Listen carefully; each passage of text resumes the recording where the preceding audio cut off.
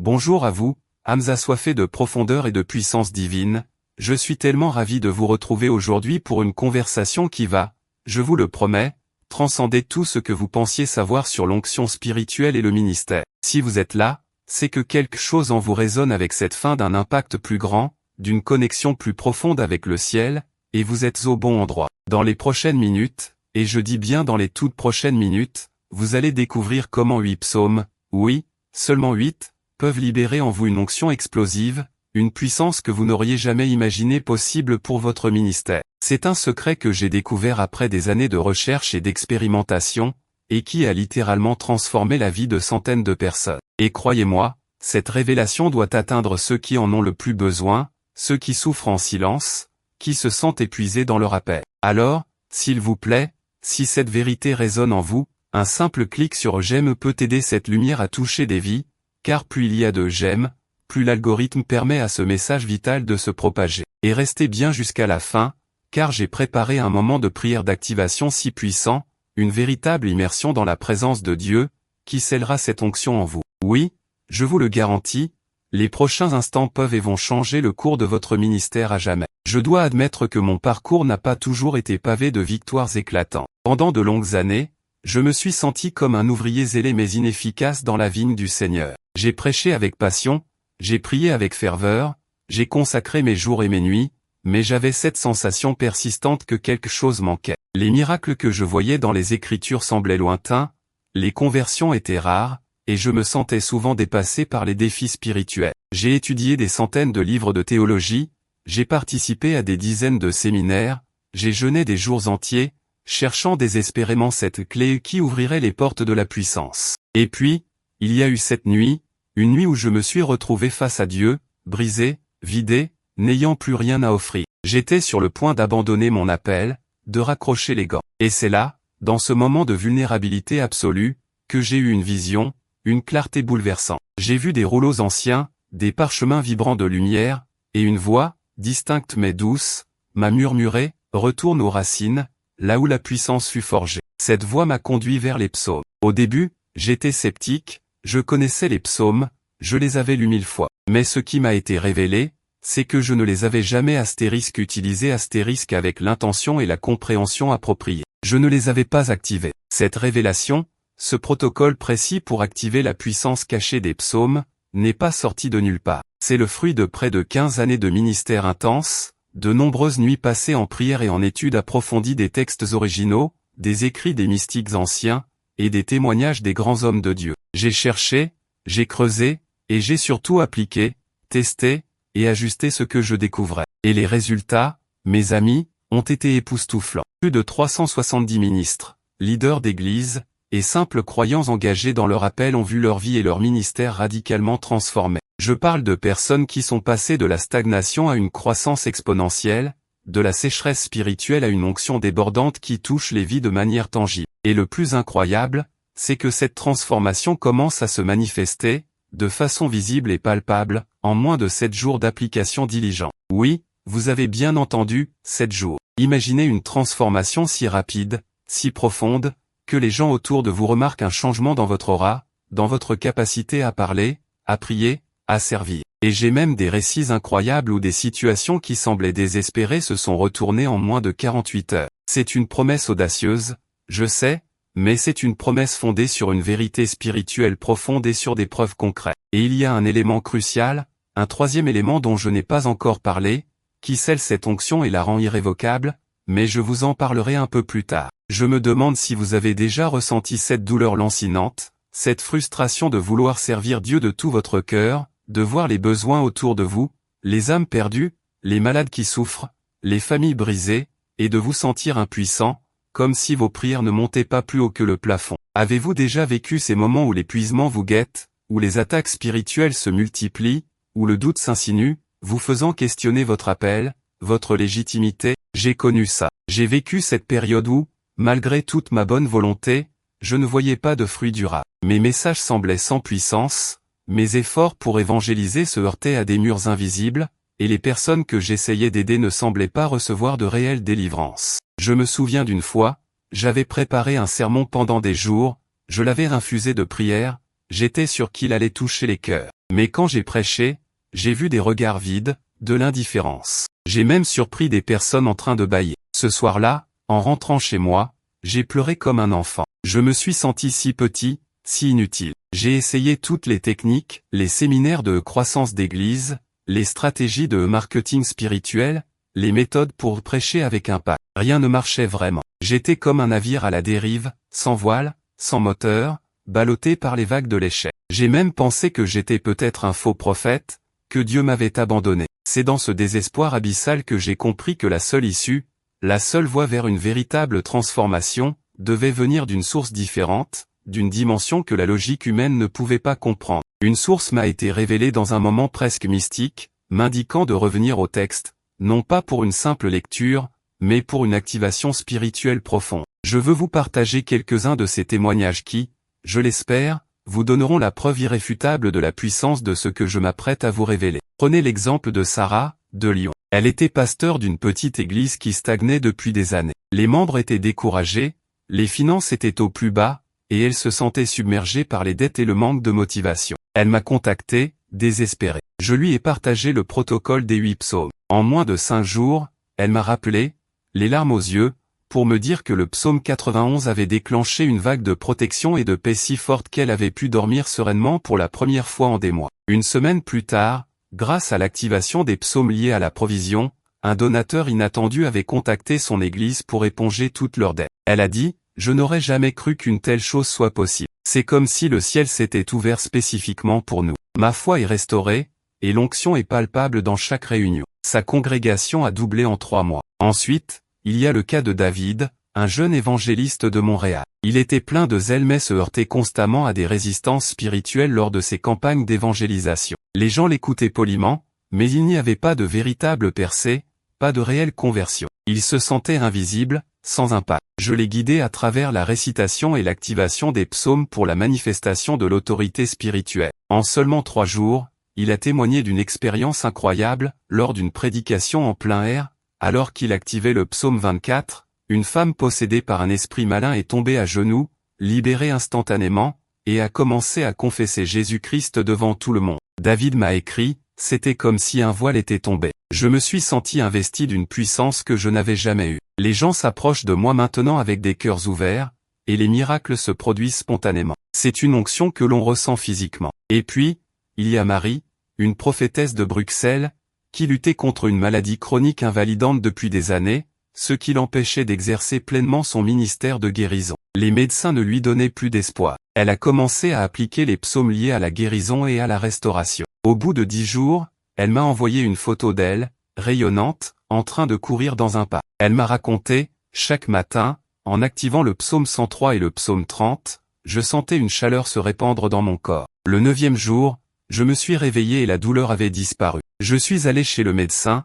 et il n'y avait aucune trace de la maladie. C'est un miracle. Et maintenant, quand je pose les mains sur les malades, l'onction de guérison est si forte que les gens sont instantanément soulagés. C'est une puissance qui ne se limite pas à votre ministère, mais qui vous transforme intégralement, et je veux que vous compreniez que c'est accessible à vous aussi. Maintenant, soyez honnête avec vous-même, et ne vous jugez pas. Avez-vous déjà eu l'impression que peu importe vos efforts, il y avait comme un plafond de verre au-dessus de votre tête, vous empêchant d'atteindre le niveau d'onction et d'impact que vous savez être votre héritage divin? Si vous avez répondu oui, même à voix basse, alors sachez que vous n'êtes absolument pas seul. C'est une expérience commune à beaucoup de serviteurs de Dieu zélés. Mais je veux que vous compreniez une chose fondamentale, ce n'est pas de votre faute. Non, vraiment pas. Ce n'est pas un manque de foi, ni un manque de dévotion. Souvent, nous nous battons contre des forces spirituelles qui opèrent dans les coulisses, des résistances que l'on ne peut vaincre avec des méthodes ordinaires. Il y a des blocages invisibles, des liens spirituels,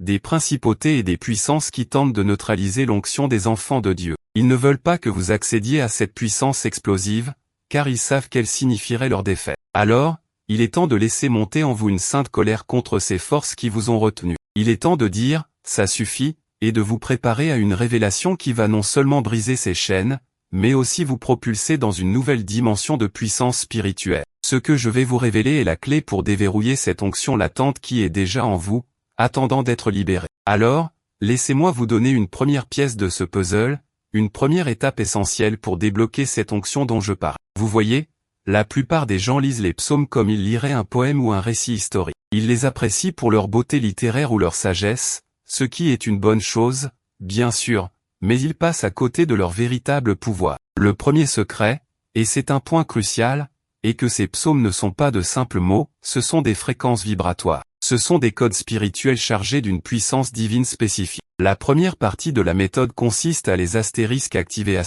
et non juste à les réciter. Pour ce faire, vous devez commencer par créer un environnement spirituel propice. Cela signifie mettre de côté toutes les distractions, et pour quelques minutes, vous isoler complètement. Concentrez-vous sur votre respiration, ralentissez-la, et visualisez une lumière divine qui vous enveloppe. C'est une étape de consécration, d'alignement. Ensuite, choisissez un psaume, et je vous révélerai les 8 psaumes spécifiques qui sont les plus puissants pour l'onction ministérielle un peu plus tard. Mais avant même de commencer à réciter, vous devez déclarer votre intention. Par exemple, si vous choisissez un psaume de protection, vous devez déclarer « Je proclame que par ce psaume, la protection divine m'enveloppe et mon ministère est inviolable ». C'est cette déclaration d'intention, cette proclamation prophétique, qui est la première clé de l'activation. Mais attention, il y a un piège fatal, une erreur que presque tout le monde commet et qui annule toute l'efficacité de cette pratique. C'est l'erreur de la récitation mécanique, sans foi ni conviction, comme si c'était une tâche à cocher. Non,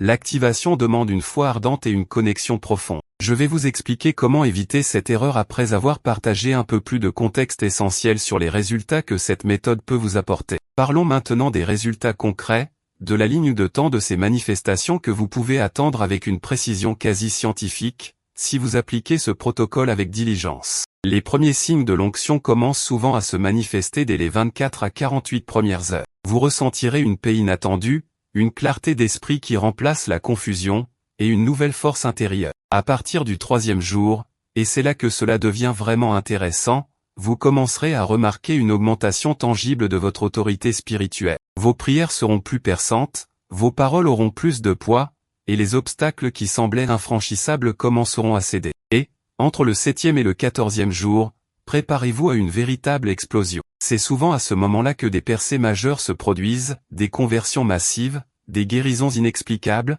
des ouvertures de portes financières inattendues pour votre ministère, et une attraction divine qui amène les bonnes personnes vers vous. Ces transformations se manifestent sous différentes catégories, onction prophétique, puissance de guérison, autorité de délivrance, sagesse divine pour la direction, et même une onction financière pour soutenir l'œuvre de Dieu. Laissez-moi vous donner 2 autres exemples frappants. Il y a eu le cas de Samuel, un pasteur itinérant d'Abidjan, qui peinait à organiser des conférences et à attirer des auditoires. Il se sentait rejeté et ses demandes de visa étaient constamment refusées. En activant les psaumes pour l'ouverture des portes et la faveur divine, il a vu un revirement spectaculaire. Une semaine après avoir commencé, il a reçu une invitation inattendue pour prêcher dans une église majeure aux États-Unis, avec un visa approuvé en quelques jours seulement. Il m'a dit, c'est comme si j'étais devenu un aimant pour la faveur. Les psaumes ont ouvert des portes que j'avais frappées en vain pendant des années. Mon ministère a pris une dimension internationale. L'onction pour voyager et proclamer l'évangile est si forte maintenant. Et puis,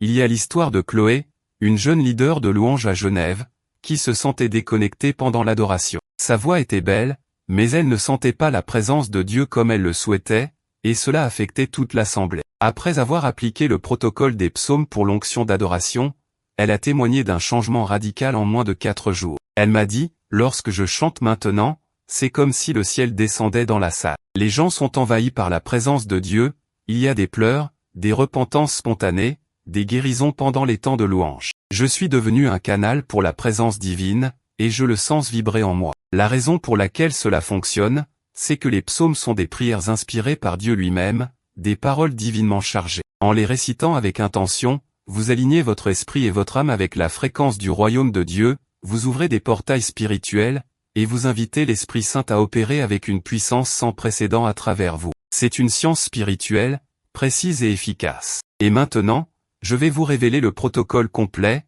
ces 8 psaumes spécifiques, et comment les activer pour une onction explosive. Préparez-vous, car c'est le moment de la révélation. Voici donc le protocole pas à pas, le chemin définitif vers une onction explosive pour votre ministère, basé sur ces 8 psaumes puissants. Préparez votre cœur, car l'activation commence maintenant. Le premier psaume, fondamental, est le ***, psaume ***. Il s'agit du psaume de la bénédiction et de la prospérité spirituelle. Pour l'activer, vous devez le lire ou le réciter à haute voix, en vous visualisant comme l'arbre planté près des cours d'eau, toujours vert, toujours fructueux. Sa raison spirituelle est d'aligner votre esprit avec la source de vie divine, de vous enraciner dans la parole, afin que tout ce que vous entreprenez dans votre ministère prospère spirituellement. C'est le fondement de toute onction durable. Ensuite vient le psaume 23 le psaume du berger. Ce n'est pas seulement un chant de réconfort, c'est une invocation de la provision, de la protection et de la direction divine. Activez-le en vous abandonnant totalement à la direction du Seigneur. Imaginez le berger vous guidant,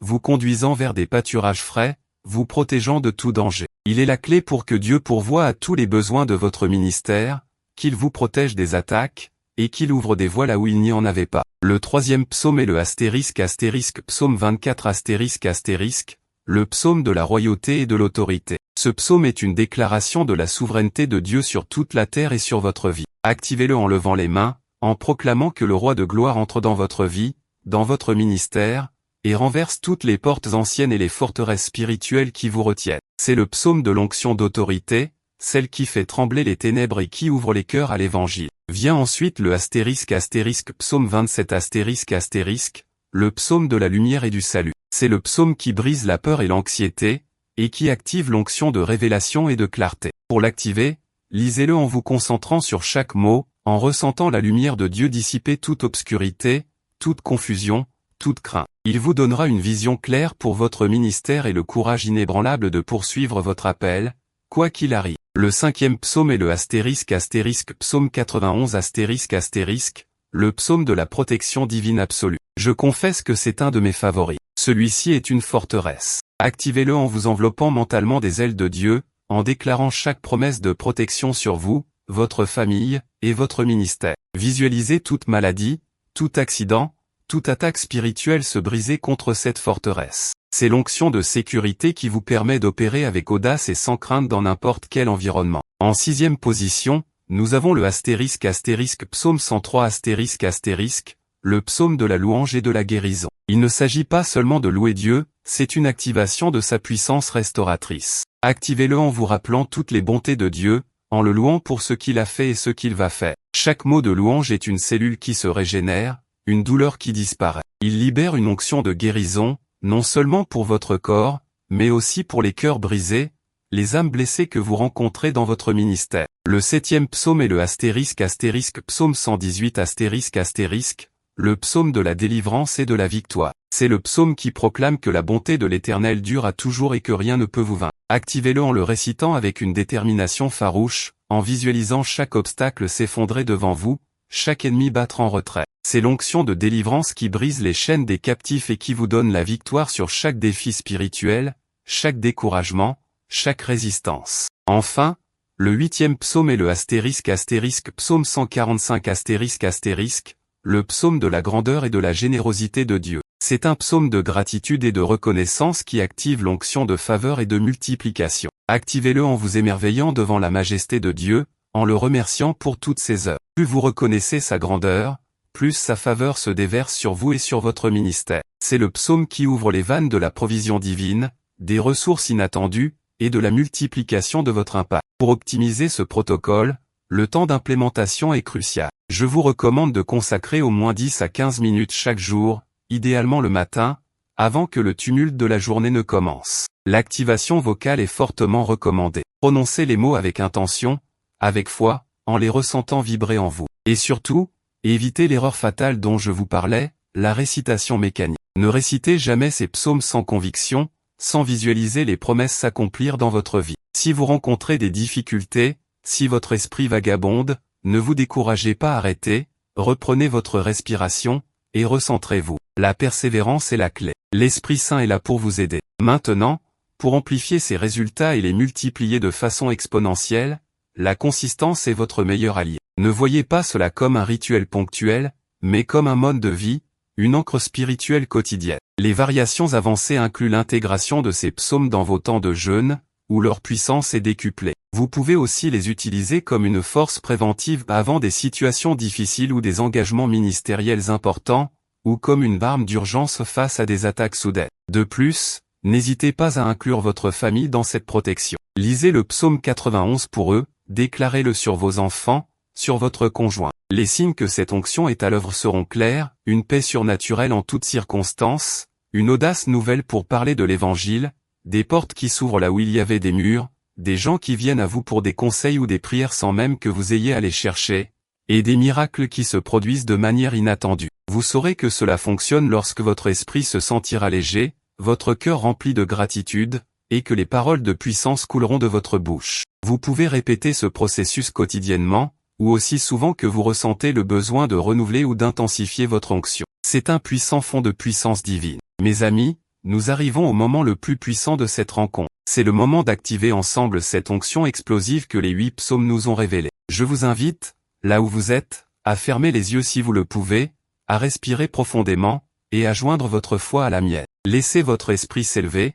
car nous allons maintenant sceller cette onction dans votre être et votre ministère. Père Céleste, nous te remercions pour ta parole vivante, pour ces psaumes inspirés qui sont des clés pour déverrouiller ta puissance en nous. Nous te rendons grâce pour le psaume 1, qui nous enracine dans ta bénédiction et ta prospérité spirituelle. Nous déclarons que tout ce que nous entreprenons pour ton royaume prospère. Pour le psaume 23, nous te remercions pour ta provision, ta protection et ta direction parfaite. Nous te suivons, berger de nos âmes, et nous savons que tu ne nous manqueras de rien dans notre ministère. Avec le psaume 24, nous proclamons que le roi de gloire entre dans nos vies et nos ministères. Nous activons l'onction d'autorité pour briser toutes les forteresses des ténèbres et ouvrir les portes de la destinée divine. Par le psaume 27, nous déclarons que tu es notre lumière et notre salut, nous brisons toute peur et toute anxiété, et nous recevons une onction de clarté et de courage inébranlable. Nous nous abritons sous les ailes du psaume 91, et nous déclarons une protection divine absolue sur nos vies, nos familles et nos ministères. Toute maladie, tout accident, toute attaque spirituelle est brisée et neutralisée au nom de Jésus. Par le psaume 103, nous te louons, Seigneur, de tout notre être. Nous activons l'onction de guérison et de restauration pour nous-mêmes et pour tous ceux que tu places sur notre chemin. Avec le psaume 118, nous célébrons ta bonté éternelle et nous déclarons la victoire sur chaque obstacle, chaque découragement, chaque résistance. Nous recevons l'onction de délivrance pour libérer les captifs. Et enfin, par le psaume 145, nous nous émerveillons devant ta grandeur et ta générosité infinie. Nous activons l'onction de faveur et de multiplication pour que notre impact grandisse et que les ressources nécessaires abondent pour ta gloire. Esprit Saint, nous te demandons de sceller cette onction explosive en nous maintenant. Remplis-nous de ta puissance, de ta sagesse, de ton audace. Que notre ministère soit un canal puissant de ton amour et de tes miracles. Nous recevons cette onction avec foi, avec gratitude, et avec l'humilité de servir. Merci, Père, pour cette transformation radicale. Nous déclarons que nous sommes des ministres oints, remplis d'une onction explosive, au service de ton royaume. Au nom puissant de Jésus, nous avons prié. Amen. Si vous avez ressenti la présence de Dieu pendant cette prière, si votre cœur a été touché, je vous encourage de tout mon être à ne pas garder cette bénédiction pour vous. Partagez ce message avec quelqu'un qui en a désespérément besoin, un ami, un leader, un membre de votre famille qui cherche cette puissance divine pour son appel. Car la bénédiction que l'on partage est la bénédiction qui se multiplie. Que Dieu vous bénisse abondamment et que votre ministère soit une source de lumière et de puissance pour le monde.